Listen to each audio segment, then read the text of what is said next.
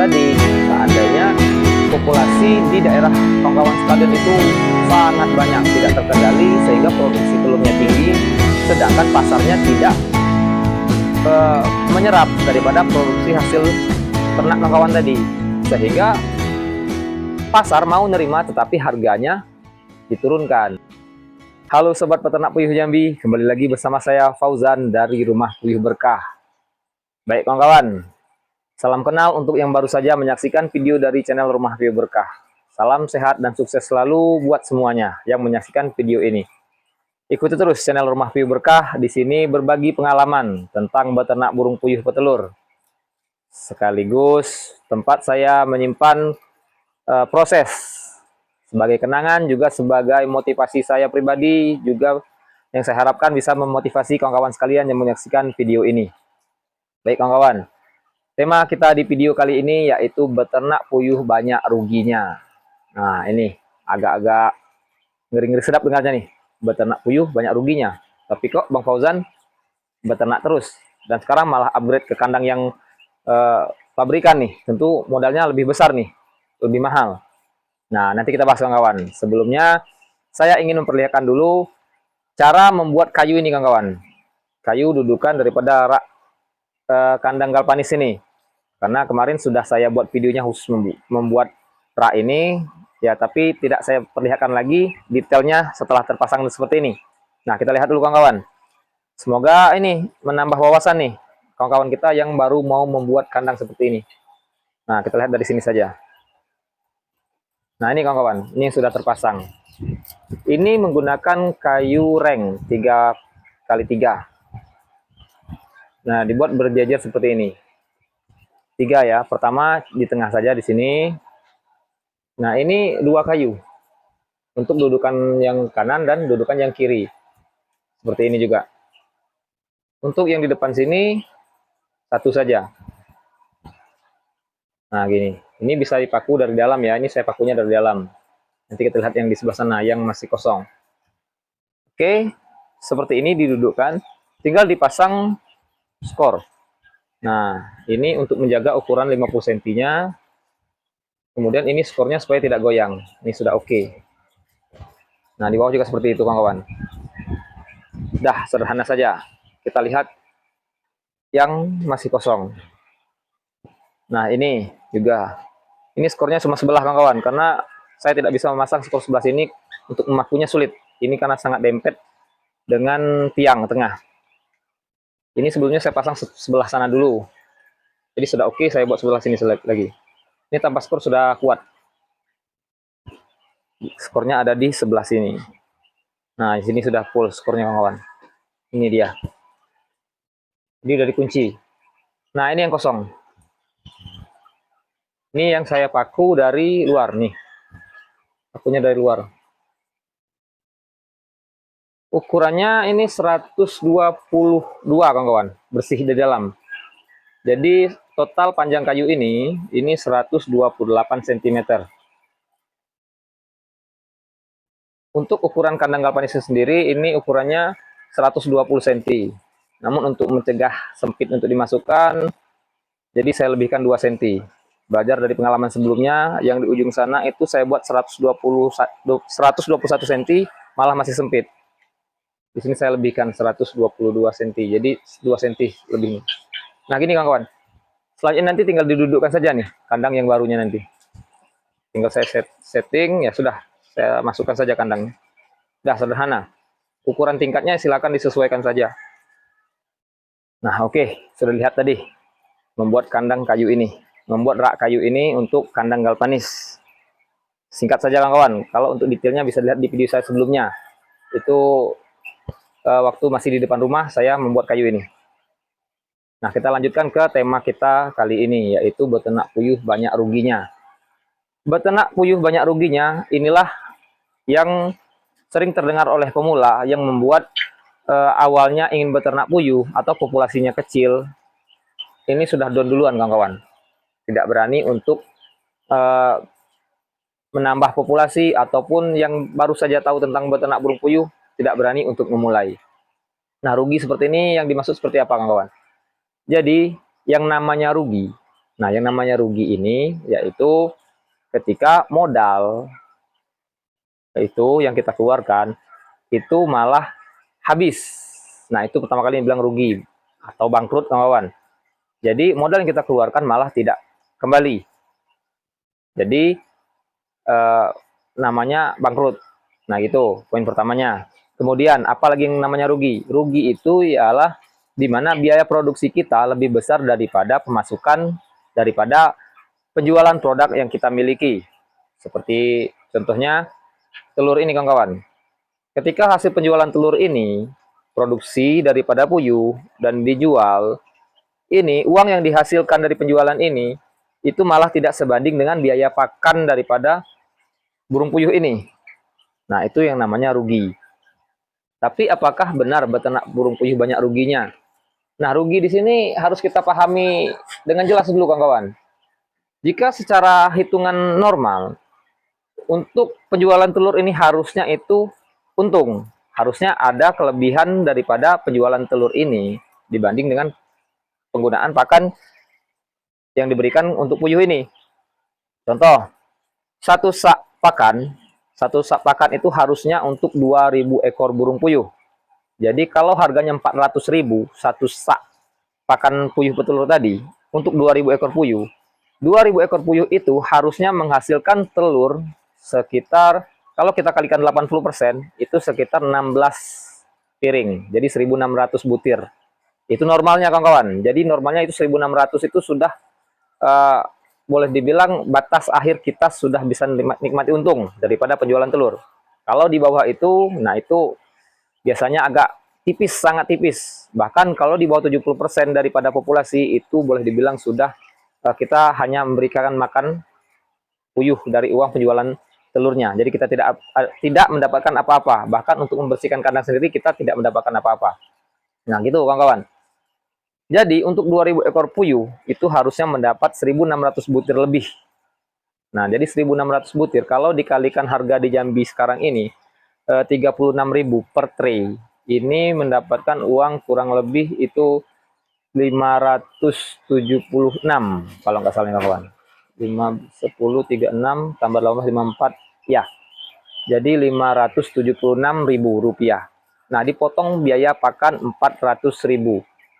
Itu kan masih ada kelebihan nih, kawan-kawan. Masih ada selisih 176.000. Nah, kan lumayan nih. Dari 2.000 ekor burung puyuh mendapatkan 176.000 rupiah. Potonglah biaya operasional segala macam. Nah, itu tentunya masih untung, kawan-kawan. Tetapi angka 80% ini biasanya jarang ketemu dengan penggunaan pakan 25 gram per ekor per hari. Jadi satu sak 50 kilo tadi untuk 2.000 ekor puyuh, berarti kan per ekor puyuhnya itu 25 gram, kawan-kawan. Biasanya untuk puyuh jenis veksi yang seperti di samping saya ini, penggunaan pakan itu 25 gram sampai 26 gram per hari. Telurnya bisa mencapai 85% sampai 90% per hari. Nah, tentunya selisih yang bisa kita dapatkan harusnya per 1.000 ekor burung puyuh itu ketemu 100.000 rupiah. Jadi kalau 2.000 ekor burung puyuh ketemunya 200.000 rupiah per hari. Nah, gitu kawan-kawan. Harusnya itu tidak ada yang namanya rugi dari penjualan telur. Nah, kapan ini bisa dikatakan rugi? Ya ketika penjualan telur ini harganya drop, kawan-kawan. Nah, kenapa bisa drop? Yaitu tadi, seandainya populasi di daerah kawan-kawan sekalian itu sangat banyak, tidak terkendali, sehingga produksi telurnya tinggi, sedangkan pasarnya tidak menyerap daripada produksi hasil ternak kawan-kawan tadi. Sehingga pasar mau nerima, tetapi harganya diturunkan. Biasanya harganya 36.000 seperti di pasaran Jambi sekarang ini, itu pernah turun sampai ke 33.000 rupiah per kilo. Nah, gitu kawan-kawan. Ketika itu turun, apakah bisa rugi? Bisa apabila turunnya sangat drastis. Tetapi jika turunnya hanya 1.000 atau 2.000 rupiah per tray, itu masih tetap bisa untung tetapi tipis. Nah, kita kembali lagi ke tema tadi. Jadi di mana yang dimaksudkan rugi di situ? Rugi di sini itu pada akhirnya adalah manajemen daripada kawan-kawan sendiri, kawan-kawan sekalian selaku peternak. Bagaimana memanajemen daripada menekan biaya produksi, kemudian memaksimalkan harga jual daripada hasil produksi. Nah, itu untuk menjaga supaya tidak rugi. Apakah itu akan stabil, akan flat selama puyuh ini produktif? Belum tentu juga, karena akan ada turun naiknya, kawan-kawan. Namanya usaha, pasti ketemu yang namanya harga turun naik. Harga pakan juga ikut turun naik. Nah, jadi ketika harga pakan lagi murah, harga telur lagi tinggi, kawan-kawan harus pintar-pintar saving. Nah, simpan untuk persiapan nih, kapan puyuh ini seandainya nanti akan kena ngedrop, dia stres, telur produksinya menurun, atau nanti harga pakan tiba-tiba tinggi, atau tiba-tiba nanti harga telur anjlok. Nah, ini pintar-pintar dari manajemen kawan-kawan sekalian. Jadi yang namanya usaha, untung rugi itu ya manajemen daripada kita sendiri selaku pengusaha atau peternak yang menjaga harga. Menjaga harga ini ya tentunya kita juga selain daripada kualitas kita utamakan, kemudian juga pelayanan kita terhadap pelanggan juga harus dijaga. Jadi bagaimanapun harga turun naik, kalau kita dengan pelanggan itu sudah loyal, harga akan tetap stabil. Itu kawan-kawan. Nah, jadi balik lagi, kalau kawan-kawan takut untuk beternak, takut untuk berwirausaha, ya repot. Ya ujung-ujungnya terus-terusan bekerja sebagai karyawan atau pegawai lainnya, lama-lama masa pensiun tiba, bahkan akhirnya untuk memulai usaha sudah terlambat. Boleh dibilang terlambat, karena walaupun modalnya besar, jika ilmunya belum cukup atau relasinya belum ada, akan sulit. Contoh nih, target nih pensiun nanti saya dapat uang sekitar 100 juta, bisalah 50 juta saya gunakan untuk beternak burung puyuh, itu dapat kurang lebih 3.000 ekor. Nah, seperti itu misalnya. Tetapi kita mulai 3.000 ekor langsung, apakah pasarnya sudah siap menyerap?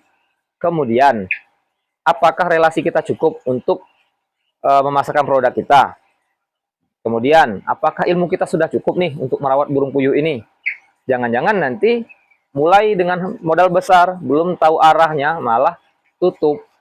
Nah, ini namanya rugi tadi, ujung-ujungnya bangkrut. Nah, kita kembali sedikit ke awal, yang dimana tadi saya sampaikan, beternak puyuh itu banyak ruginya. Nah, di sini kawan-kawan, yang namanya rugi, tadi saya sampaikan bahwa di mana modal kita tidak kembali atau modal kita habis. Nah, ini yang kadang menjadi catatan penting.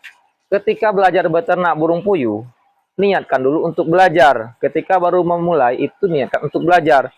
Jangan langsung hitung-hitungan. Saya mulai harus dengan 2.000 ekor. Saya punya target 6 bulan modal saya harus kembali. Kemudian 6 bulan ke depannya saya sudah menghitung untung. Nah, itu tidak bisa seperti itu, kawan-kawan. Yang namanya beternak burung puyuh ini semuanya ada proses.